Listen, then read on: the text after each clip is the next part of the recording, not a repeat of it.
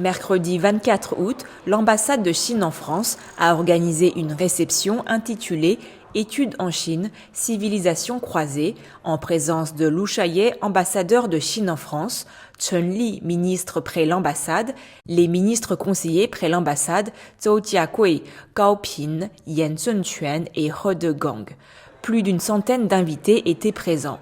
Parmi eux, des étudiants internationaux français et des diplômés qui ont étudié en Chine, des représentants universitaires, des représentants du ministère français des Affaires étrangères et du ministère de l'Enseignement supérieur.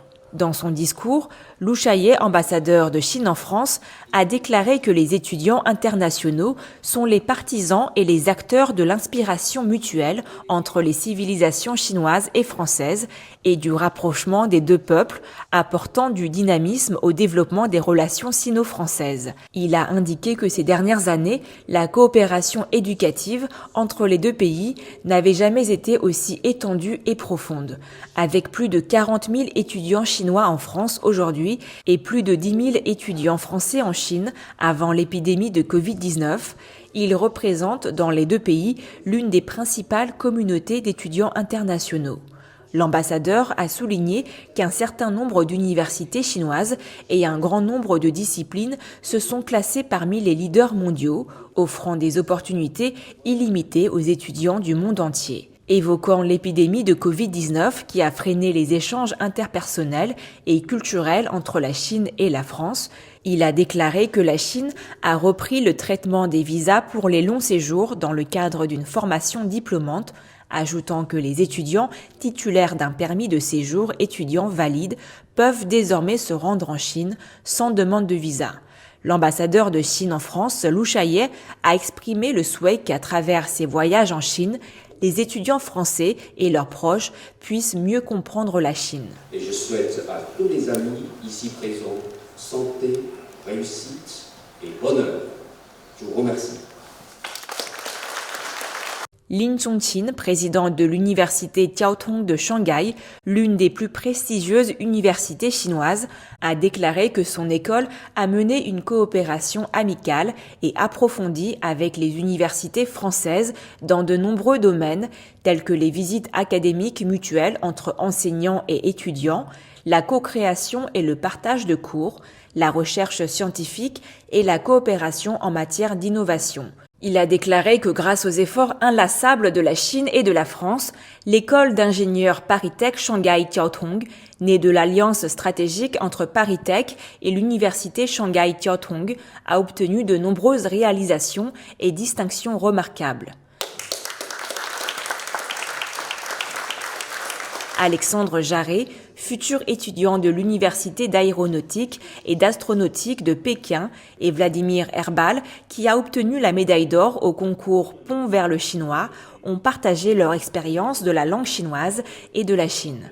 Dans une ambiance chaleureuse, les invités ont assisté à un récital de poèmes en chinois et à un spectacle de guzheng et guitare.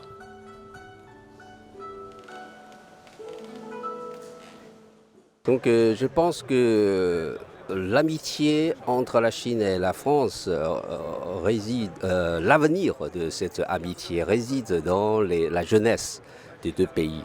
C'est pourquoi il est très important de promouvoir les échanges des étudiants entre les deux pays.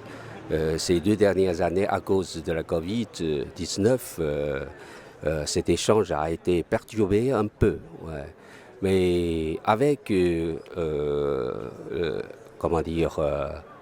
allègement de l'épidémie, le gouvernement chinois a pris des mesures de facilité pour le retour des étudiants français en Chine. Et j'espère qu'ils peuvent continuer leurs études en Chine et leur séjour en Chine sera, très agréable et leurs études en Chine sera réussie. Et j'espère qu'ils peuvent jouer un rôle de pont entre les deux peuples. Parce qu'avec leur arrivée en Chine, leur séjour, leurs études en Chine, ils peuvent voir de leurs propres yeux la Chine pour percevoir de près la Chine et en revenant en France et raconter à leurs amis français, de sorte à approfondir la compréhension mutuelle entre les deux peuples. Mais j'espère que de plus en plus de jeunes Français iront en Chine pour faire des études, pour apprendre le chinois.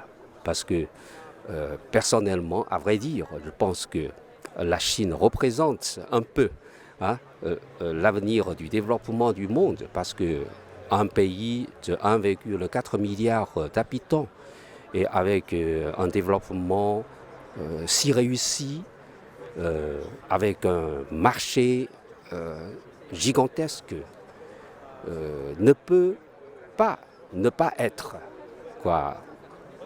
un bon choix pour les jeunes Français. Pour le moins, ils peuvent découvrir un autre pays tout à fait différent de la France.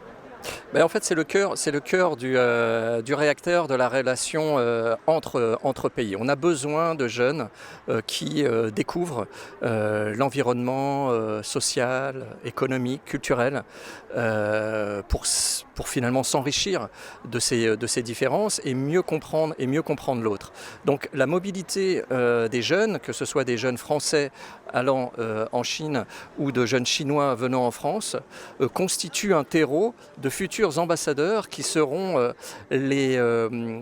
finalement les excellents interfaces entre nos institutions pour mieux comprendre l'autre, mieux comprendre les différences. Et donc on a besoin de cette mobilité au niveau des jeunes.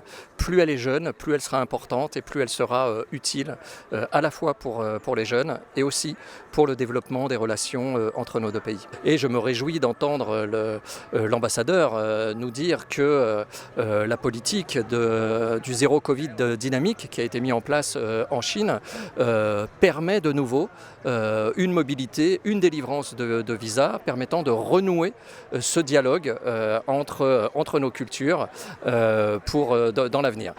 La Chine, ce qui m'a étonnée, c'est que je m'attendais à une ville très vieille, très traditionnelle, même si c'était très joli. Et finalement, je suis tombée sur une ville qui est très très moderne, c'est assez étonnant. Je suis allé en Chine en septembre 2019 lors d'un échange scolaire avec un autre lycée, l'université BFLS en Chine, à Pékin.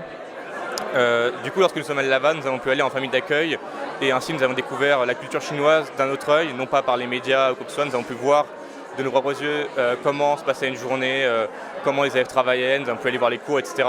Et je trouvais ça très intéressant de voir du coup la différence entre l'éducation en France et l'éducation aussi en Chine.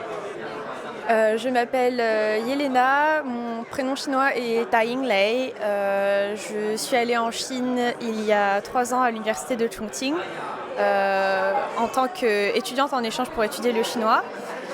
J'ai choisi la Chine parce que c'était une civilisation qui me semblait très très intéressante. C'est aussi une civilisation à laquelle on est, on va dire, peu sensibilisé, ou sinon on est sensibilisé plutôt dans les stéréotypes. Et ça m'a permis aussi de consolider ma vision d'avenir par rapport à la Chine. Où est-ce que j'envisage de travailler, quel est l'environnement dans lequel je souhaiterais évoluer, et je pense que la Chine est là-dedans. Reportage par Mandarin TV.